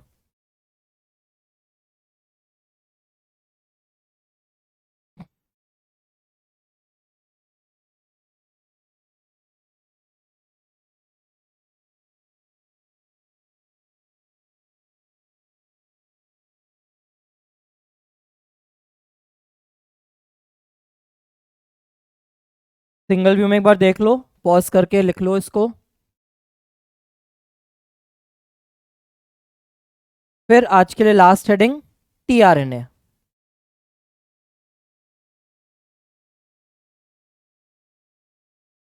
आज की लास्ट हेडिंग टीआरएनए। टीआरएनए को ही ट्रांसफर आरएनए कहते हैं, क्योंकि रीजन लिख लिया, अमीनो एसिड को ट्रांसफर के लिए लेके आता है। अडेप्टर मॉलिक्यूल बोलते हैं। आप सब ने फोन के अडेप्टर यूज किए हैं ना, तो अडेप्टर क्या करता है, एक तरफ से प्लग में अंदर जाता है और दूसरी तरफ से आपके फोन में घुसता है ना। तो अडेप्टर का काम होता है दो चीजों को सेम टाइम पे कनेक्ट करना, दो अलग चीजों को सेम टाइम पे कनेक्शन क्रिएट कराना। तो टीआरएनए को अडेप्टर इसलिए कहते हैं because it reads nucleotide and also connects amino acid. तो ये दो अलग अलग मॉलिक्यूल को सेम टाइम पर रीड कर सकता है, तो इसीलिए सॉल्युबल आरएनए ये फ्री फॉर्म में मिलता है साइटोप्लाज्म में। बाकी जो एमआरएनए वो तो आया, काम खत्म हुआ, एमआरएनए को खत्म कर देते हैं। राइबोसोमल आरएनए राइबोसोम के स्ट्रक्चर में, तो टीआरएनए इकलौता है जो फ्री फॉर्म में साइटोप्लाज्म में से आपको मिल सकता है, तो सॉल्युबल आरएनए। क्रिक ने, वॉटसन का रोल नहीं है यहाँ पे, जैसे सेंट्रल डॉगमा के लिए क्रिक ने दिया था, ऐसे ही टीआरएनए जैसी कोई चीज एग्जिस्ट करनी चाहिए, ये भी क्रिक ने कहा था। ये जो अडेप्टर मॉलिक्यूल वाला टर्म है ना, ये क्रिक ने कहा था there has to be the adapter molecule जो आरएनए को रीड करके प्रोटीन वाली चीज बना पाए या ला पाए, क्योंकि सेंट्रल डॉगमा उन्होंने दिया था क्रिक ने। तो उन्होंने कहा था कि आरएनए न्यूक्लियोटाइड है, प्रोटीन अमीनो एसिड है, तो पक्का सेल में कोई ना कोई मेंबर ऐसा मिलेगा जो न्यूक्लियोटाइड और अमीनो एसिड दोनों को रीड कर पाए सेम टाइम पर। तो बाद में जाके डिस्कवरी हुई थी, जो 2D मॉडल है वो हॉली ने डिस्कवर किया था, क्लोवरलीफ मॉडल कहते हैं। क्लोवरलीफ ना एक पत्ता होता है क्लोवर, क्लोवर की पत्ती ऐसी दिखती है, तो ऐसे सा शेप दिखता है। और किम और क्लग ने बाद में बताया था कि जो इसका एक्चुअल 3D मॉडल है, भाई नेचुरली चीजें तो 3D में होंगी ना। भाई रोजालिन फ्रैंकलिन जो फोटोग्राफ निकाली थी तो उनको चीजें एक्स शेप की दिखी, बट असली में तो वो स्पाइरल निकला। ऐसे ही हॉली ने देखा तो उनको लगा वो क्लोवर लीफ शेप है, बट असली 3D ज्योमेट्री जब उसकी पूरी देखी मशीन्स को यूज करके, तो पता चला कि वो सारा का सारा जो स्ट्रक्चर है इस तरीके से एक उल्टे एल जैसा दिखता है। It looks like the inverted L, इसलिए उसको बोला गया इन्वर्टेड एल मॉडल। ठीक है, सारे के सारे पॉइंट्स सिंगल व्यू में देख लो, पॉज करके लिख सकते हैं इनको।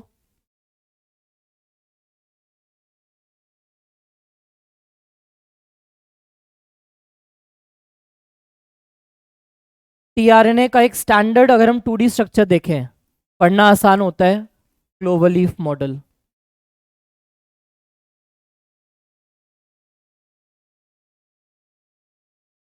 पढ़ना आसान है क्लोवरलीफ मॉडल को।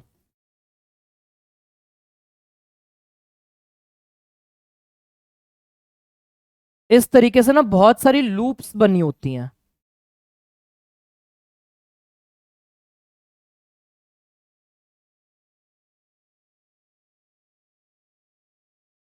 तो ऐसा सा दिखता है, इसलिए इसको बोलते हैं क्लोवर लीफ मॉडल। तीन बड़े बड़े स्ट्रक्चर्स नजर आते हैं इसमें, इस टाइप से ऐसा सा स्ट्रक्चर दिखता है, इस टाइप का स्ट्रक्चर दिखता है। ठीक है, ध्यान अगर दे रहे हो तो ये 5' एंड छोटा वाला होता है, और जो लंबा निकला है वो 3' एंड होता है, और उस पर हमेशा ये ACC मिलता ही मिलता है। हर टीआरएनए पे ये ACC मिलता है।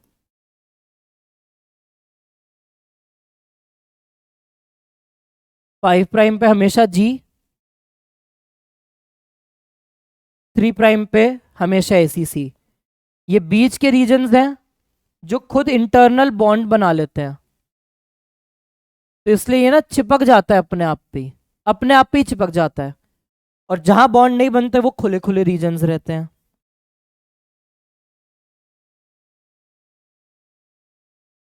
ये जो फर्स्ट लूप है टीआरएनए की, पहली लूप फ्रॉम 5' एंड, इस फर्स्ट लूप को कहा जाता है DHU लूप। इसी को हम बोलते हैं एंजाइम बाइंडिंग लूप।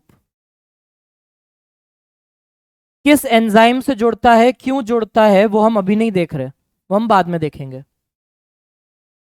फिर ये होती है सेकेंड लूप, इसे कहते हैं एंटी कोडॉन लूप।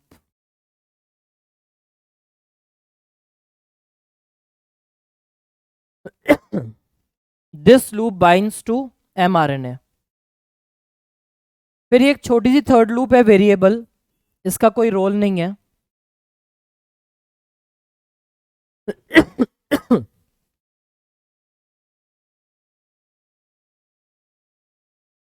छोटी सी लूप निकली हुई दिख रही है ना, इसका कोई काम नहीं है। फिर लास्ट लूप आती है,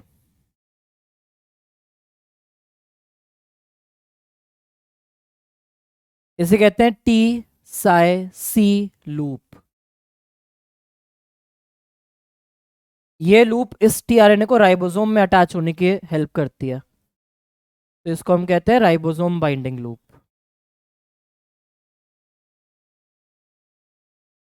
और ये जो 3 प्राइम एंड है, यहां पे अमीनो एसिड जुड़ता है, 5 प्राइम पे नहीं जुड़ता। तो 3 prime and is the amino acid acceptor and.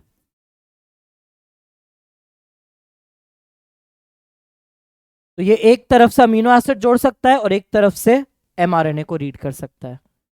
तो ये है टीआरएनए का स्ट्रक्चर। हर टीआरएनए में 3 प्राइम एसीसी 5 प्राइम जी फिक्स्ड है। एंटी कोडॉन वगैरह के सीक्वेंसेस चेंज होते रहते हैं। हम जब ट्रांसलेशन पे आएंगे तो हम पढ़ेंगे कि पहले एक स्टेप होता है जहाँ एंजाइम से जुड़ना पड़ता है, तो ये लूप। सेकेंड स्टेप हम पढ़ेंगे एमआरएनए से जुड़ना है, तो ये लूप। फिर हम थर्ड स्टेप देखेंगे जब राइबोसोम से बाइंड करना होता है, तो ये लूप की हेल्प आएगी।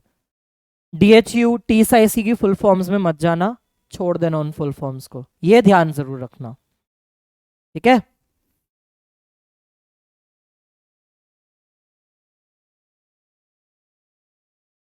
यह है 2D मॉडल, वो है 3D मॉडल। इन्वर्टेड L जैसा दिखता है। इस डायग्राम में कलर से इन्होंने शो कर रखा है कौन कौन सी लूप्स हैं। ये एनसीईआरटी का डायग्राम है। हमने कहा था हमेशा anti codon nature, anti parallel nature हमेशा चलेगा। तो देखो ये AUG किस सीक्वेंस में है, 5 से 3 प्राइम चल रहा है एमआरएनए। एंटी कोडॉन देखो ये 5 प्राइम एंड आ रहा है, ये 5 प्राइम एंड है। तो 5 प्राइम इधर है, तो इसका मतलब इस तरफ वाला एंड क्या बन गया मेरा, 3 प्राइम एंड। ये 3 प्राइम एंड में जुड़ रहा है। सीरीन को 3 प्राइम एंड पे जोड़ा है, तो अमीनो एक्सेप्टर एंड कौन सा हो गया, 3 प्राइम वाला अमीनो एक्सेप्टर है। एंटी कोडॉन कोडॉन के साथ एमआरएनए पे जुड़ रहा है, तो ये एमआरएनए बाइंडिंग लूप है। एंटी पैरेलल और कॉम्प्लीमेंट्री दोनों नेचर दिख रहे हैं यहाँ पे, ठीक। ऐसे ही सेम चीज यहाँ पर RNA 5 to 3 के सीक्वेंस में है, और ये एंटी पैरेलल नेचर में ही बाइंड कर सकता है। 3 प्राइम वाले एंड पे टायरोसिन अमीनो एसिड लेके बैठा है, क्लियर। तो यही है सारी की सारी एनसीईआरटी और ये आज का सारा टॉपिक। इस तरीके से ये आरएनए अपने ऊपर बाइंड कर करके लूप और स्टेम्स बना लेता है। यहाँ पे भी साफ साफ दिख रहा है एंटी कोडॉन का ये रहा 5 प्राइम एंड, ये रहा 3 प्राइम एंड। आरएनए का चल रहा है 5 to 3 डायरेक्शन। तो एंटी कोडॉन्स और कोडॉन्स बाइंड करते हैं। कोडॉन हम अगली क्लास में पढ़ेंगे। इस तरीके से बाइंडिंग कराई जाती है,